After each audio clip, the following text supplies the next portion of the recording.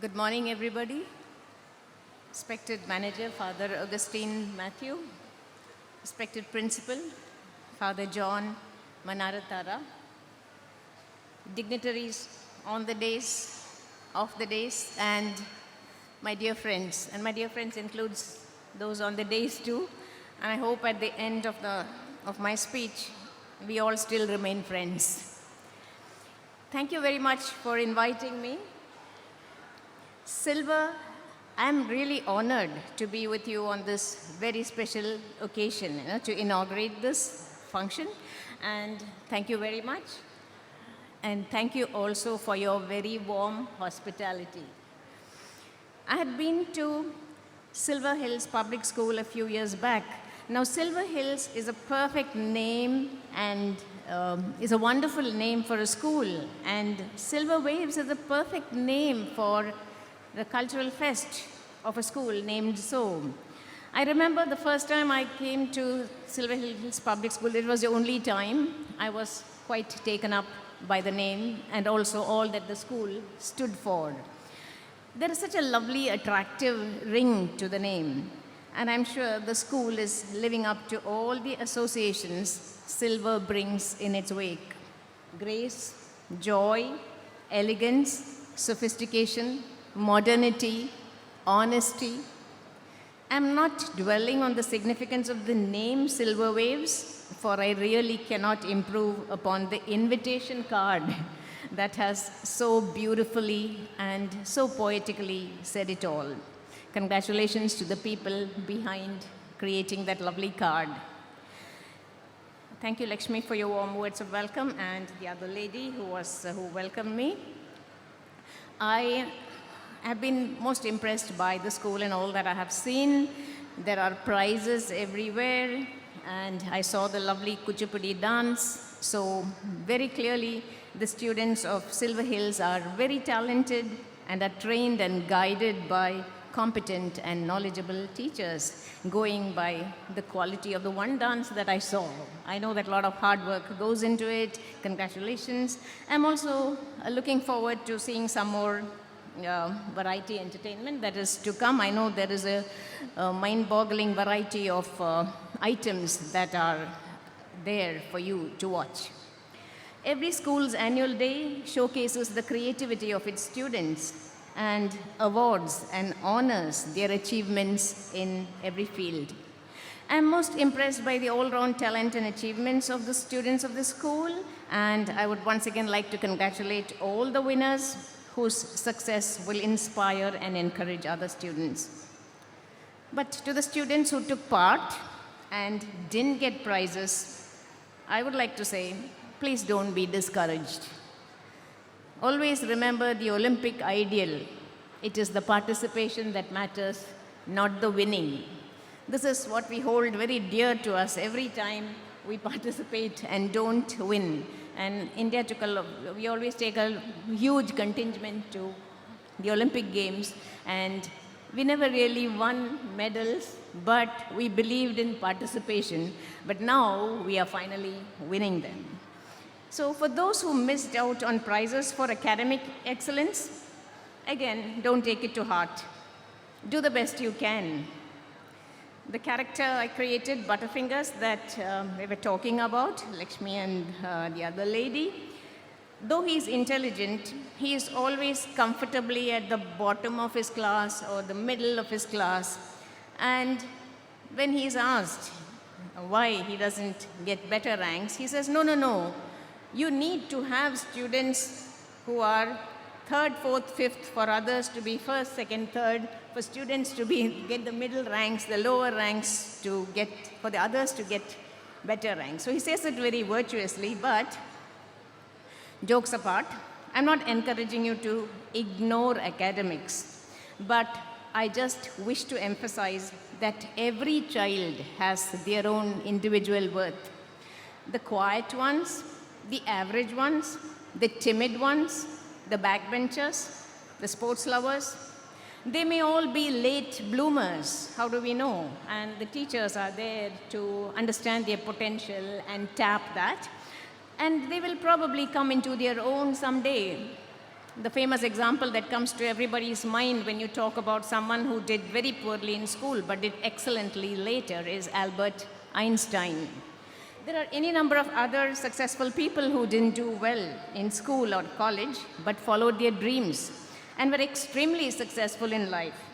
To name a few, Charles Dickens, Mark Twain, Thomas Edison, Walt Disney, Henry Ford, John Rockefeller, Quentin Tarantino, Steve Jobs, Bill Gates, all big names, didn't do well in studies, didn't do well in school and college, but did so very well later. So what is common to some of the people I mentioned is that they loved to read and educated themselves. That is how important reading is. Two recreational activities that can make a child grow intellectually, emotionally, and physically are reading books and playing games. Actual physical games, not games on gadgets. I remember how happy I was when a child I know said, "I love playing football." I said, "Oh, wonderful." And then he held up the gadget that he was playing football on.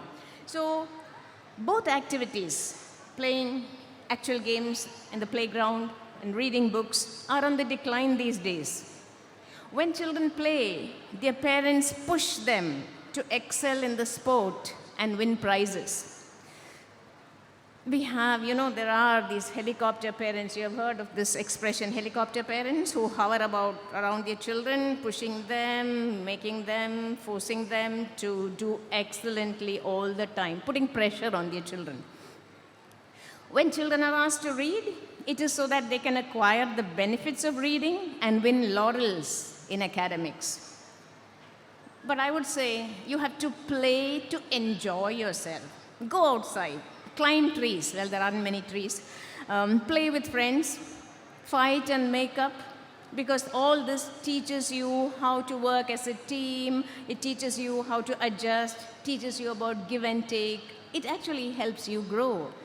And you have to read for fun, to get pleasure out of books. The other advantages will automatically follow. Everybody knows the other advantages. Your language improves, your vocabulary improves, your knowledge grows, your mind grows broader. So many advantages are there. But the best thing is that all these advantages come automatically to you because you're doing something you are enjoying doing. You don't even know you're acquiring all this. So parents have to let their children be, while of course keeping a gentle check on what they are up to. They are exposed to so many temptations that they must be monitored diplomatically.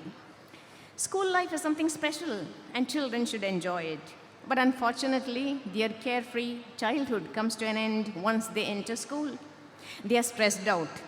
Playing games and reading books will help them relax. But to get children to read these days is difficult and challenging, because children are growing up in a technology-saturated environment. Long back, when TV came into the picture, and the television came into the picture, and children got addicted to it, not just children, grown-ups, everybody, there was a genuine concern whether they would stop reading. Children couldn't think of a time when there was no television. When a teacher told her students that there was no electricity when Abraham Lincoln was a child, one child got up and remarked in amazement, "What, ma'am? Do you mean to say that he watched TV by candlelight?" So that is how they think. Now children cannot imagine a time when there was no smartphone. It's easy for me to say, get the child's eyeballs away from the screen and get them fixed on the page. But how do you do it? The reality is that everyone is using the smartphone, and children are growing up watching this. My niece told me how, when she got angry with her baby daughter and glared at her, the child brought her hand up to her face and swiped her face, as if to change her expression, as if it was a touch screen. On another occasion, two small nephews were having a fight. One yelled to the other, "Shut up." The other yelled back, "Shut down." So what do you notice? Actions. metaphors, language, all show the influence of technology and gadgets. My little grandson, I have a little grandson who is just over 2.5 now. He surprised, I can even say shocked my husband, who uses his smartphone very, very sparingly, only for calls and messages. He underuses it actually. The little boy asked to see photos. So he gave the phone to him. But before he knew what was happening, this little one with his little fingers had already reached YouTube and was listening to a song on YouTube. So that is how savvy little children are. They are so tech savvy. So to get them off, keep the phone aside and read a book, it's a huge task. When images are there in front of them, why should they take the trouble to read words that make them use their imagination? So much effort. Why should you put in so much effort when the screen offers instant gratification? Ask someone to read books. They will say they have no time. But they have time to check their smartphones continuously, look at and post pictures, videos, forwards, check their social media accounts.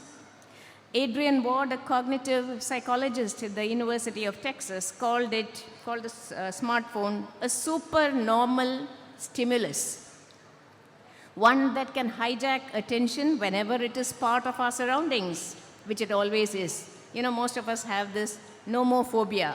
The moment you see your phone missing, suddenly you panic. Where is your phone? Where is your phone? So you want the phone around you all the time.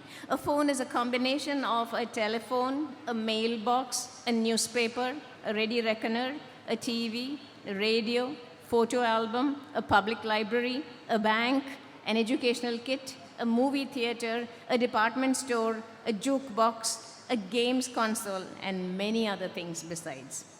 True, we have reached where we are thanks to technological advancement, and we need technology. All that is happening around us is because of technology. We have to admit that what we are today, where we have reached, is because of technology. But to become completely dependent on it and to turn a blind eye to the harm it can do is foolish. For it has done harm. The smartphone as it gets smarter, it is making us dumber. So it has dumbed us down. And it is very important to get our reading brain back. That's what I'm going to tell you, just 5 minutes, not even 5 minutes. Marianne Wolf, a distinguished American professor, in her book, Reader Come Home, The Reading Brain in the Digital World, a wonderful book that was published in 2018. She examines what is happening to the reading brain. Do you know that you have something called a reading brain in here? So she's examining what's happening to the reading brain in the contemporary world. Now, these are her findings. This is what the book talks about, that man did not evolve to read. There is no reading center in the brain. Parts of the brain that have evolved for other purposes are used by human beings to read. And regular readers rewire the brain as they read. They rewire the brain as they read. These neural networks become strong in regular readers, and they get what Wolf calls the reading brain. It's only a few thousand years ago since all this began to happen. A person, this is very important, a person with a reading brain does not pass this wiring to the child. The child comes without the reading brain. So children are born with normal, non-reading brains, and they must, through literacy, acquire the reading brain. So you don't just inherit it, you can't. You have to acquire it. And once they get it, what happens? Wonderful things happen. They think differently from others. And literate people acquire, so these people with the reading brain acquire the capacity for deep thought. This is the phrase that Marianne Wolf uses, deep thought, long-term memory. These are all very, very important. This is Wolf's phrase for this type of thinking that is available only to those whose brain circuits have been rewired through reading. and deep thought is responsible for most of man's achievements in the past centuries. So now with so much of viewing screens happening, brains are being rewired in a different way. She knows that. So they are studying that. What is happening to the brain that is being now rewired in a different way, because brain was not also wired to use computers and so on. So it's too early to know what the digitally stimulated brain would produce, but whatever that might be, it would be a loss to lose the reading brain. And educational and cultural habits should ensure that a significant number of people read so that the reading brain continues to contribute to civilization and the growth of knowledge. For a long time, the screen versus page, books versus gadgets, has been raging. This debate has been raging. And though on paper, the page always wins, in reality, the screen dominates the scene. An article in The Guardian that appeared just 2 days back by John R. MacArthur, an author, describes the results of a groundbreaking study that kids learn better on paper than on screen. So after a lot of research, this is what they have come up with. They learn better, they remember better, they get better educated by learning on paper rather than the screen. Even before COVID forced e-schooling to become the norm, the screen had taken the place of people's imagination. Father was talking about how it had become a problem that children were getting very much addicted to the screen much before COVID came into the picture and made every child hold the screen. Here we were telling the children, don't use the screen, and then COVID happened and everybody was given a phone. You had to resort to phone for classes. And so what happens is that children become restless. So the screen has taken the place of children's imagination. Imagination is so very important. We have to use our imagination. So children now, looking at the screen and moving images all the time, they have become restless, distracted, and have very poor attention span. When COVID's forced isolation brought in remote schooling, children were very happy. They slipped happily and totally into the screen world. And what happened?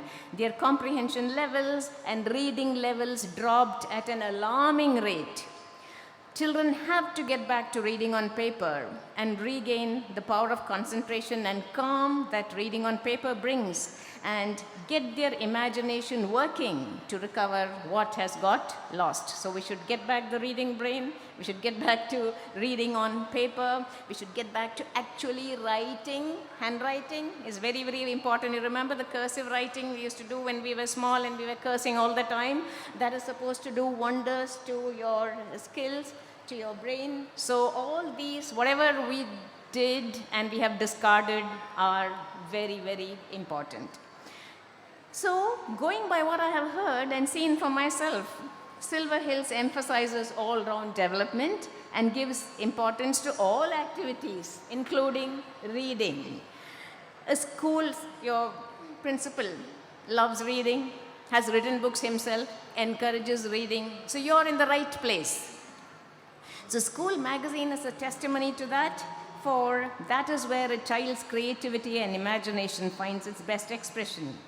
I'm delighted I will be releasing Hive, H-I-V, Hive. What a creative name for a magazine.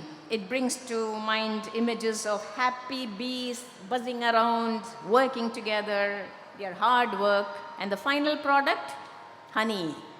So I'm sure it's a very sweet magazine that you have there. Now, a child was asked if he likes going to school. He said he likes going to school and he likes returning from school. It's the period in between that he does not like. I'm sure Silver School, with its enlightened system and views, ensures that every student loves the time in between also.